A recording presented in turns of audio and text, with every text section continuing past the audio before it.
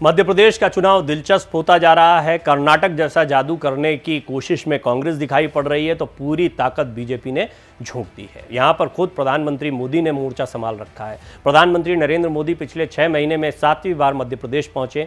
उन्होंने भोपाल के जम्बूरी मैदान में भाजपा के कार्यकर्ता महाकुंभ को संबोधित किया। मध्य प्रदेश में भाजपा ने अब तक किसी को सीएम फेस घोषित नहीं किया है।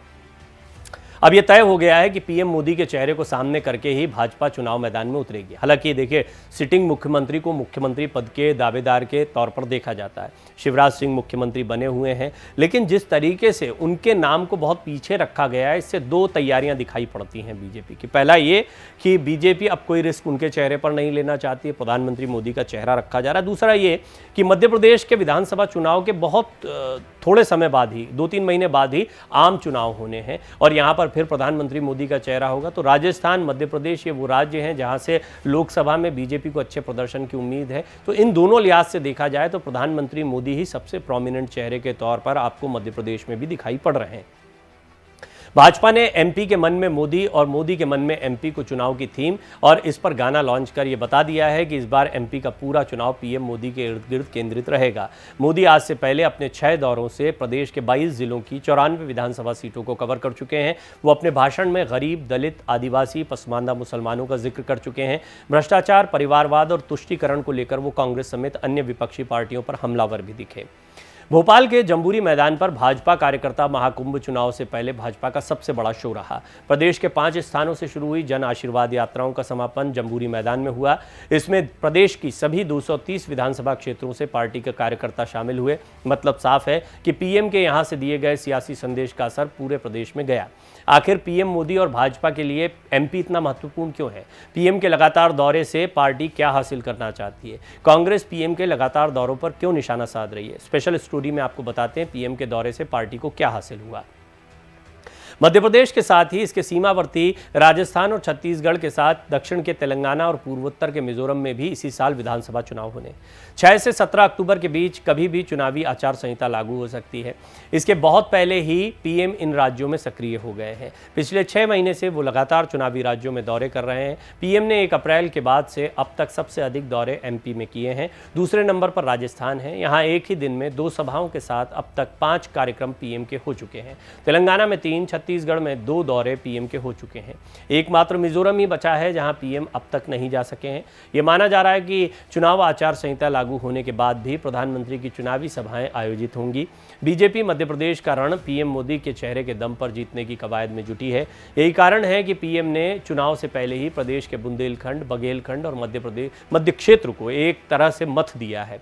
मोदी 5 अक्टूबर को जबलपुर में रानी दुर्गावती के 500वें जन्मदिवस पर उनके स्मारक के भूमि पूजन के लिए भी आएंगे। साथ ही छतरपुर में केन बेतवा लिंक परियोजना की आधारशिला भी रखेंगे। पीएम मोदी अपने भाषणों में गरीब, महिलाओं, दलित, आदिवासियों की बात करते हैं। उनके विकास की योजनाएं लॉन्च कर रहे हैं। ऐसे में भाजपा को भरोसा है कि पीएम के चेहरे की बदौलत वो एंटी इनकम्बेंसी का मुकाबला आसानी से कर लेगी। पार्टी के अलग अलग धड़े भी एकजुट रहेंगे। पीएम के 6 महीने के दौरों की बात करें तो 1 अप्रैल को रानी कमलापति से वंदे भारत ट्रेन को हरी झंडी दिखाने वो पहुंचे थे। 24 अप्रैल को रीवा में पंचायती राज सम्मेलन को संबोधित करने पहुंचे थे।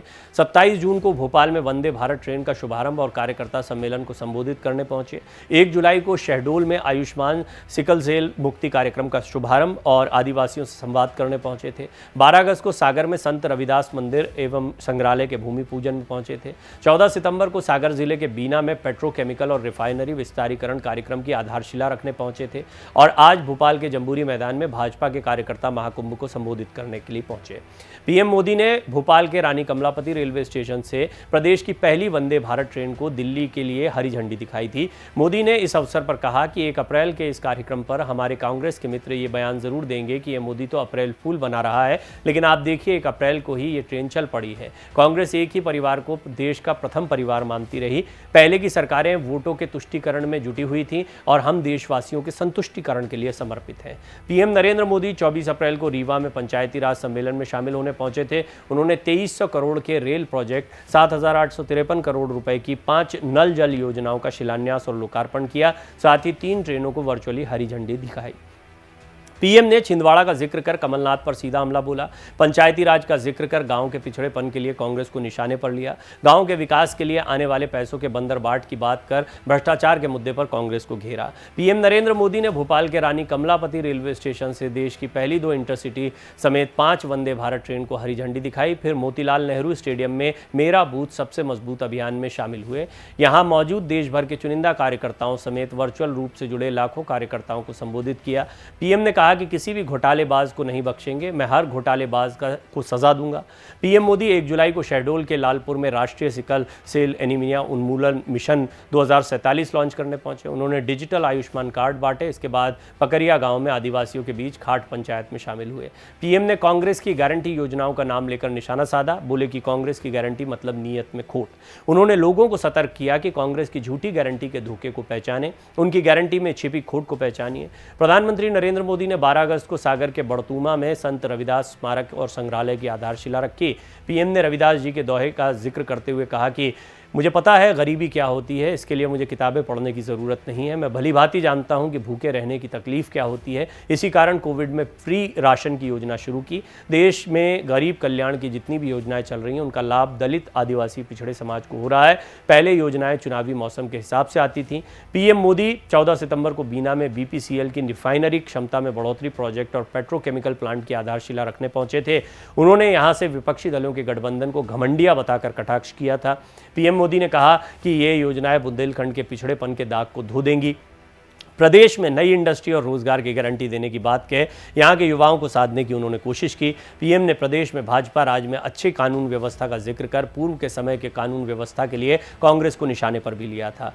वो 5 अक्टूबर को एक बार फिर एमपी आएंगे। वो जबलपुर में रानी दुर्गावती स्मारक की नींव रखेंगे। पीएम मोदी छतरपुर जिले में केन बेतवा लिंक परियोजना की आधारशिला भी रखने वाले हैं। पीएम शहडोल की सभा में कह चुके हैं कि 5 अक्टूबर को रानी दुर्गावती की 500वीं जन्म शताब्दी को भारत सरकार पूरे देश में मनाएगी। उनके जीवन पर फिल्म बनाई जाएगी। एक चांदी का सिक्का भी जारी किया जाएगा। इससे महाकौशल की 40 सीटों को साधने की तैयारी है। कांग्रेस के मीडिया विभाग के अध्यक्ष के मिश्रा कहते हैं कि प्रधानमंत्री का बार बार एमपी में आना इस संदेह को स्थापित कर रहा है कि जिन चेहरों पर उन्होंने विश्वास किया था, चाहे वो सीएम शिवराज सिंह चौहान हो या फिर प्रदेश अध्यक्ष वीडी शर्मा, उनके चेहरे कलंकित और बदनुमा दाग बन चुके हैं। इसलिए पीएम अपने फेस पर एमपी की वैतरणी पार करना चाहते हैं। इतना समय यदि वो मणिपुर को दे देते तो वो शांति का टापू बन गया होता। बीजेपी के प्रदेश प्रवक्ता डॉक्टर ब्रजेश पांडेय ने कहा कि पीएम मोदी आज देश ही नहीं पूरे विश्व के लोकप्रिय नेता हैं। एमपी से पीएम का कनेक्शन बनारस जैसा ही है। भाजपा का जमीनी कार्यकर्ता पूरे 365 दिन सक्रिय रहता है। एमपी को लेकर पीएम की संवेदनशीलता का कारण इसलिए भी है कि यहाँ से देश के चारों तरफ की कनेक्टिविटी है। जहाँ तक कांग्रेस की बात है तो वो 24 घंटे मुंगेरी लाल के हसीन सपने देखती रहती है। वहाँ एयर कंडीशन में बैठकर फैसले होते हैं। हमारे यहाँ लोग जनता के बीच 24 घंटे रहते हैं। कांग्रेस के पास आरोप प्रत्यारोप लगाना ही रह गया है। अब दूसरे राज्यों में भी पीएम के दौरे को देख लीजिए। पीएम नरेंद्र मोदी ने 1 अप्रैल से अब तक राजस्थान में 4 बार 5 कार्यक्रमों में हिस्सा लिया है। यहां उनके निशाने पर कांग्रेस रही है। वो कांग्रेस को लूट की दुकान और झूठ का बाजार बता चुके हैं। 10 मई को पीएम मोदी ने नाथद्वारा और आबू रोड में बड़ी सभाओं को संबोधित किया था। 31 मई को मोदी ने अजमेर में बीजेपी के महाजनसंपर्क अभियान की शुरुआत की थी। 8 जुलाई को मोदी ने बीकानेर में अमृतसर जामनगर एक्सप्रेस हाईवे का लोकार्पण और 24,300 करोड़ की योजनाओं का शिलान्यास किया था। 27 जुलाई को पीएम मोदी ने सीकर में जनसभा को संबोधित किया था। छत्तीसगढ़ में नरेंद्र मोदी पिछले 6 महीने में 2 बार पहुंच चुके हैं। उनके निशाने पर यहां भी कांग्रेस रही। उन्होंने शराब घोटाला, भ्रष्टाचार और कुशासन को लेकर कांग्रेस को घेरा। पीएम ने रायगढ़ में माता कौशल्या के धाम और भगवान राम के ननिहाल का जिक्र कर लोगों को धार्मिक रूप से जोड़ने का प्रयास किया। 7 जुलाई को रायपुर में पीएम ने 7,000 करोड़ के प्रोजेक्ट्स की सौगात दी। 14 सितंबर को पीएम नरेंद्र मोदी छत्तीसगढ़ के रायगढ़ पहुंचे। तेलंगाना के 3 दौरे कर चुके हैं मोदी। नरेंद्र मोदी तेलंगाना में अब तक 3 दौरे कर चुके हैं। यहाँ उनके निशाने पर चंद्रशेखर की बीआरएस पार्टी और कांग्रेस रही। मोदी ने भ्रष्टाचार को लेकर दोनों दलों को घेरा। पीएम मोदी तेलंगाना की केसीआर सरकार को सबसे भ्रष्ट सरकार बता चुके हैं। उन्होंने ये भी कहा कि राज्य वंशवादी पार्टियों के पंजे में फंस गया और बीआरएस और कांग्रेस दोनों तेलंगाना के लोगों के लिए खतरनाक हैं।